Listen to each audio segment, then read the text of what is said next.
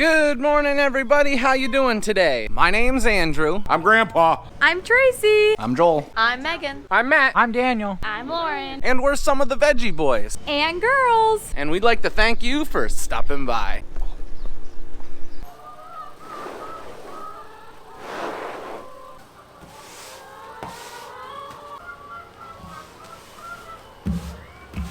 Welcome back, everyone. It's so nice to see you. We were up pretty early this morning, so we already got all of the animals taken care of. The farm market's all set up, and Dad hauled a load of cattle this morning. And right now, we're working on doing some cleaning.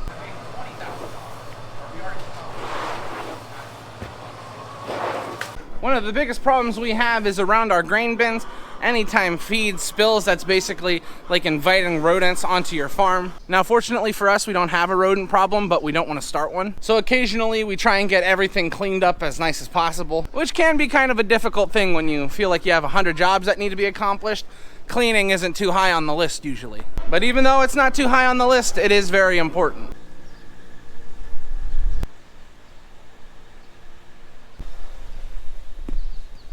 I went for a little walk to check on the greenhouses. You can see greenhouse number 4 has a lot of open space.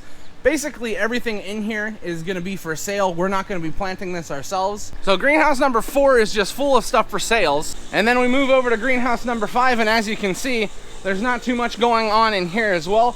We have a lot of open space where we can store stuff. However, there's not much to store. A lot of the stuff in here is for sales as well. It's getting to the time where a lot of the stuff that we had seeded and transplanted is being moved out through the farm market, which is pretty good. The longer you hold on to plants, you run the risk of not being able to sell them, which is something we don't want to happen. This is why we plant all this stuff, to sell it. And then last but not least, we have greenhouse number 6. We have some of our tomatoes that we need to plant out into the fields. You can see they're still a little on the smaller side. This is our 3rd planting of tomatoes. And on this side of the greenhouse, we have our 2nd planting of peppers. They look really nice. Not ready to go into the ground just yet. Probably gonna wait about a week. We can stop for a minute and think about all the work that goes into filling those greenhouses, but it only takes a couple weeks to empty them. Now this morning, sadly, I have some work that does not involve the camera. I know, I'm disappointed too. I like taking you guys with me wherever I go. But you gotta do what you gotta do, so I'll see you guys later on. Hey everyone, we just got finished with the jobs we were working on. It is now lunchtime, so we're gonna head up and eat. Alrighty everyone, let's see what we're having for lunch today. It looks like we're having some burgers and macaroni salad. We are now done with lunch and we are getting in the truck. We're going over to check on Daniel. He's with the planter right now. We've got Daniel with the corn planter over at the farm. Joel is going to be showing up with the disc. We have a few wet spots that we're going to be planting in, and we just want to make sure that it's not too wet. Now you're probably wondering why we're taking the disc over then. The reason why we're taking the disc over is when we were harvesting corn there last year, it was very wet and we made ruts through the one field. So Joel's going to take the disc over to try and smooth those out. Before we head over to the farm, there is one thing we need. The gentleman we rent the ground off of needs 6 bales of straw, so I'm grabbing straw quickly.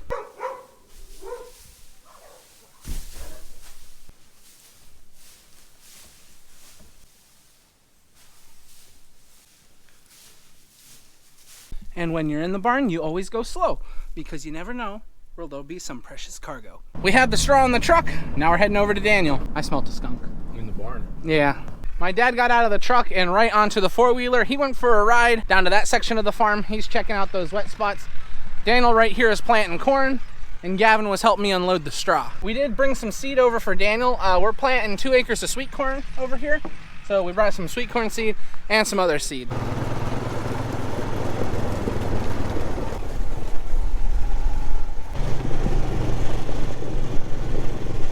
Gavin and I have made it out to the cornfield, and as you can see, we've got some really nice rows coming up. Some of our sweet corn is getting a nice size to it. I would say that's knee high. And the mulch down at this end has done a much better job at breaking apart. We haven't had to help it as much. There still are little sections like this where we have to come through and help open it up.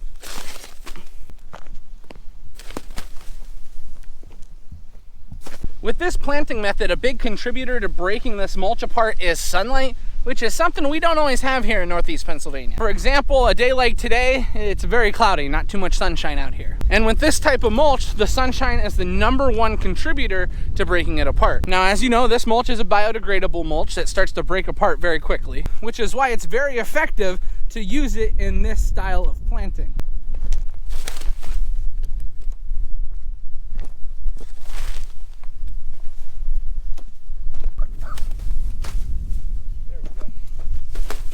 tickle?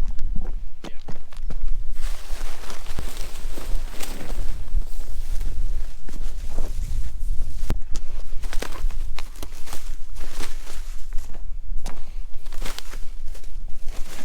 Earlier on in the week, we got our first planting of sweet corn pulled up from the mulch. Gavin and I just finished up the second planting. Now we're moving on to the third planting. And this is a really good opportunity for me to show you guys how this stuff gets watered essentially. That was a big question. Now the best way for me to explain this to you is after we go through and plant the sweet corn and lay the mulch, when the sun comes out, it starts to evaporate the moisture out of the ground. Now, it can't go up into the atmosphere. It stops right here with our mulch. And what that does is, as we've mentioned before, creates a greenhouse effect that traps all the moisture inside the mulch. It keeps it very hot, it keeps it very humid, two things that seeds need to germinate. And that's why this method is so effective. We don't need to run a drip line irrigator. We can just go through with the mulch and it gets all the water it needs. And then come down the next row, so we can just do half a field at a time.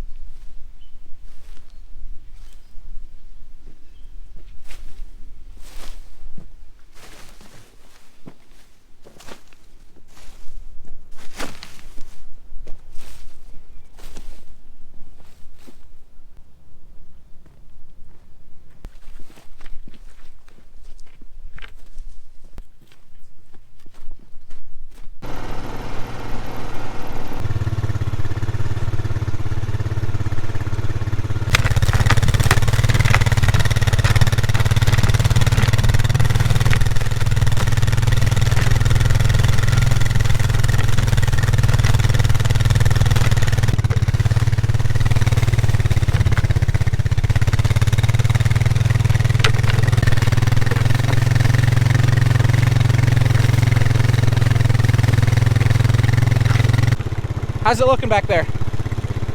Looking good? Yeah. All right. Gavin and I were walking through the field, breaking apart the mulch, but we quickly decided that it would be a lot easier if we just rode on the four-wheeler.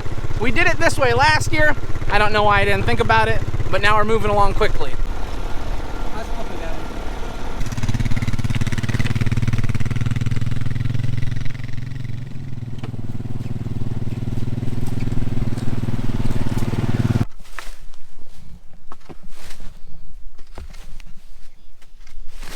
In some sections, I am noticing though that maybe half the bed hasn't come up, and that's actually our fault. We piled too much dirt up on one side, but this is our first year having the machine ourselves, so we got to get all that stuff set. We got to get it all looked at. By the third planting over on the other side of the farm, we got it figured out, but we piled a little too much soil up on each side of the mulch. Fortunately, it still looks nice, but I have noticed that we've lost some sweet corn in certain areas. Gavin and I just got finished taking the mulch off the sweet corn. It was really important to get it off, so I don't really mind doing it. We do have to make a few more adjustments, but that'll be for next time we plant. We finished at perfect timing. I need to get Gavin back to the stable. He's got to feed horses, and I'm leaving with a smile. I'm happy this job is done. While I'm driving by the cole crops, I want to hop off and see how everything is growing. As you guys know, in the previous video, we went through and cultivated all of the cole crops, and one of the biggest reasons why was getting rid of all these weeds that were sitting in between the rows. And well, from what I can see, I think we did a pretty good job. I love just walking down through the field and seeing those rows of green. And we move from our cole crops right over to our zucchini, our cucumbers, and our pickling cucumbers. And they're getting some nice size to them. Some of them are in need of a little bit of water, but they'll be okay for a couple days. We are expecting some rain. So you guys can kind of get an understanding of what's out in this field. Basically, the entire field is cabbage until we get over to here. Then we have some cauliflower, then some broccoli. And then we have our Savoy cabbage and Chinese cabbage. And then last but not least, on the end of the row, we have some kohlrabi. And at the other end of the field, we have some kale planted. It's really shaping up to be a nice crop of cole crops. What we're gonna do is keep an eye on it, make sure no weeds come up, because if they do, we're gonna go through with the cultivator again, and we're gonna hope the bugs stay away from it. I'm now back at the farm. Gavin is over taking care of the horses. I've gotta come downstairs and grade some eggs. Andrew, I need eggs. I'm coming.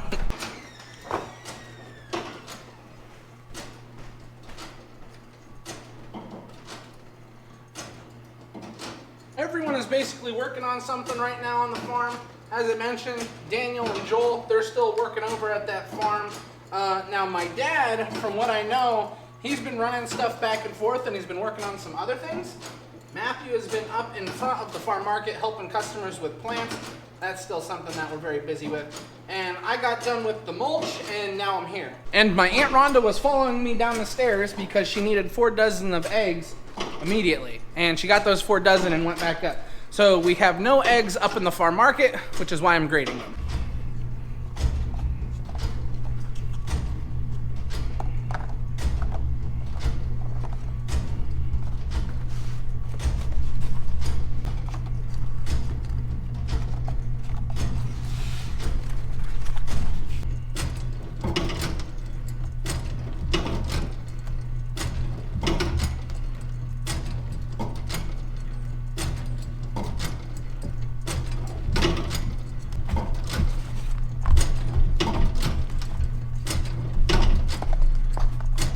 From what I've heard, the price of eggs has been going up all over the place, and we have been moving a lot of eggs. I hope that's a good thing. I know a lot of customers have been coming back and picking them up, and we haven't been able to keep them on the shelves, which is something we like. That way we always have fresh eggs. It is becoming very difficult for our ladies to keep up though. I'm gonna have to give the chickens another pep talk. Let them know I'm proud of them, but also encourage them to keep laying. Now we've already taken quite a few eggs up today, but right now I have 9 cartons that need to go up. It would be nice if we had a few extra chickens, that way we could supply more eggs to the people in our area. But then that wouldn't really be farming, would it, if you knew it was gonna happen next? While I was grading eggs, I started thinking, when was the last time you guys saw the chickens that we had got earlier in the year? Now we've got a mix of birds in here, but what we're gonna be focusing on is the little reddish brown ones. We've got about 200 of them in here, and those are gonna be our next batch of egg layers. Now these chickens will start laying eggs at about 20 to 21 weeks old, and we've had to keep them locked up in that pen pretty tight because we've had a problem with the cats trying to get at them. And with all the eggs we've been selling, those birds are pretty valuable. We can't let anything happen to them. Hello. Hello, how are you? I'm doing well. How are you?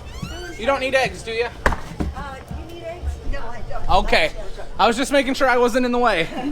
Have a nice day, ladies. So did you get everything smoothed out in that field so Daniel could plant? Yes, got all the ruts taken care of and smoothed it up so it's good for Daniel to plant and Brian come harvest. That's good because someone left giant ruts in there. Who left giant ruts in there, Joel? I don't want to talk about it. He's done planting corn and done planting sweet corn, and now he's on to soybeans. And he didn't even break anything today. No. Oh, Daniel was breaking a lot of stuff yesterday.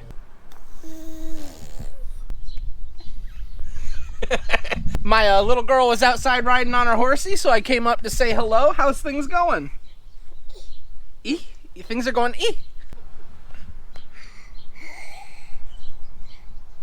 We just got done with work at the farm market, all closed up, so we are going inside. Honey, we're home. Where's mommy? Something went wrong with the audio here. I don't know what happened, but we were having like tortellini for dinner. It was amazing. And this was where we ended the video. I'd like to thank you all for watching, and we hope to see you next time. Bye-bye.